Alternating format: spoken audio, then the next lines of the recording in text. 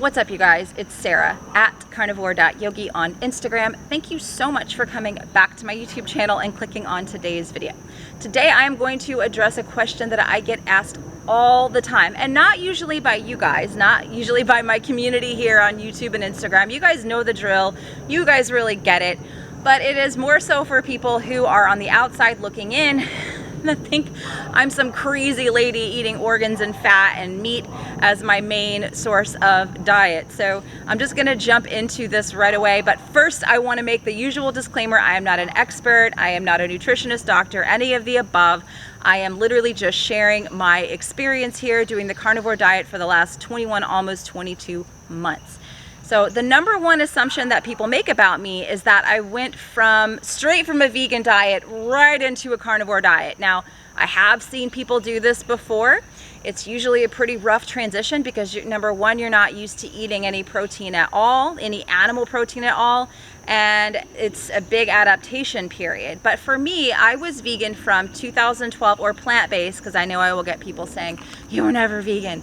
I did do it for spiritual reasons. I did do it to, be the best yoga teacher that I could be and be the best yogi that I could be. And I did that from 2012 to 2014 until I had a lot of health problems. Number one, my blood work was a mess. My A1C was actually really high. It was 5.6, which is creeping up there in that pre-diabetic range. I had cavities. I had shoulder injuries. It would go from this shoulder to that shoulder, and then it'd come down to my wrist. I would get these crazy injuries that just would not go away.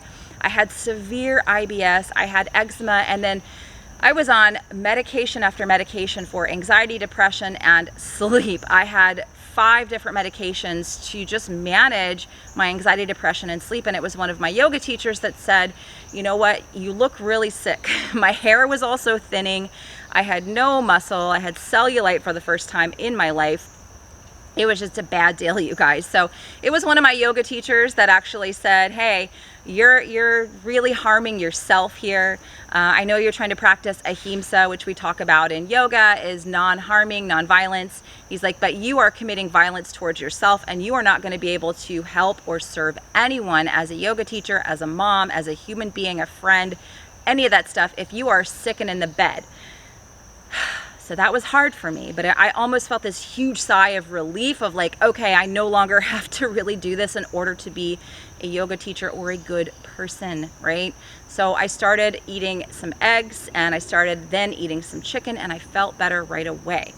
So that was 2014. I didn't start the carnivore diet until January of 2019. So what happened in that period in between there was that I tried paleo because I still had a lot of those issues, the bloating, the indigestion, because what I was trying to do was eat mainly plants, eat my greens, get in those nutrients, which I had no idea that the most bioavailable nutrients came from animal foods. The most absorbable, bioavailable nutrients come from animal foods. I didn't know that because I was just kind of reading and watching a lot of mainstream media and a lot of people that said, you got to eat your vegetables, you got to eat the rainbow, you got to eat all this stuff if you want to be healthy. So that's what I was trying to do. I did that for many years, and I still had joint pain. I would still get these kind of like, nagging injuries. I didn't get cavities anymore. I wasn't anemic anymore. I wasn't exhausted all the time. So I had some major improvements from adding those animal foods back into my diet, but I was still on a lot of medication for sleep, for anxiety, for depression. So a lot of that stuff kind of lingered around. And again, eating all those plants, I still had a lot of digestion problems, a lot of gas, a lot of bloating that just kind of never went away. So it would kind of go on and off. I'd feel really good for a while, and then I would feel really bad, and then I would try like autoimmune paleo. That was the last thing that I did before I did the carnivore diet, was autoimmune paleo, which you can still eat some carbohydrate. You can still have sweet potatoes, avocado, which I didn't know at the time that those are kind of high histamine foods.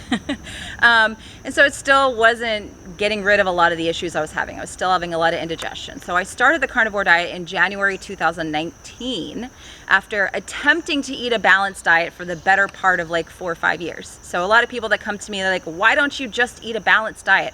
Why do you have to do the carnivore diet? I tried. I tried. I hired nutritionists. I hired personal trainers, I hired experts that were helping me eat this quote-unquote balanced diet, and I still just couldn't get to the bottom of my health problems. So when I switched to the carnivore diet, I noticed right away that bloating and indigestion, all those problems were gone. I started feeling better right away. And although my carnivore diet has taken many twists and turns along the last 21, 22 months, I'm still doing it because it is still where I feel my best. I know my body is nourished. I have done several blood tests to confirm and make sure I'm still on the right track, which I recommend people do. I've used a company called Let's Get Checked. I will link their information below. But keeping track of things like my A1C, keeping track of my progesterone levels, my optimal hormone levels, keeping track of my blood sugar using a continuous glucose monitor, the one I use, I will also link below. I've also checked in on my thyroid because a lot of people can have issues with their thyroid on a carnivore diet. So checking in with those T3 levels, I think, has also been important for me to make sure that I'm doing things in an optimal way. But I just wanted to put this video out here, not a super long one today, guys, because it's something that I get asked, and I'm sure a lot of you guys get asked all the time, is why don't you just eat a balanced diet? Well, for me, it hasn't worked. I have tried to add some plants back in on my carnivore diet, and they aggravated my histamine issues as I was like waking up a lot at night. I was getting headaches again, so I backed off of it. Will I always eat this way? I don't know. If it becomes suboptimal for me, if I start getting those lab tests back that say this is dangerous, you know, your GFR is super low. That happened to me at the very beginning of this year when I was eating a very high protein version of the carnivore diet.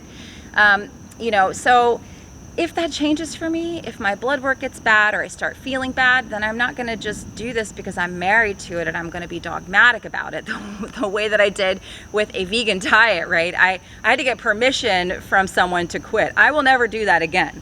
I will never wait for someone else to look on the outside of me and say, Sarah, your health is going down the drain. You're having all these problems. Why are you married to this dogma? I'm not going to do that with the carnivore diet. So know that if you follow my channel and you stay here with me on this journey, that if something changes, number one, I'm going to let you guys know about it. And number two, I'm going to change my approach. But thankfully, I have not had to do so. I'm still feeling really, really good. And again, I hope this video was helpful. I just wanted to put it out there because I just get asked this question all the time. And a lot of people can be kind of hateful about it. So before you judge someone else and what they're eating, what they're doing, make sure you have the full story, you guys. And always keep an open mind. Don't lock yourself into a world where you only see things that support your viewpoints. Always be willing to look outside the box, look around, check out your surroundings. And I think that's how we live our best lives. And I think that's how we continue on a path to optimal health. So thanks again for watching. Make sure you share, subscribe, like this video, and I will catch you in the next one. Bye, guys.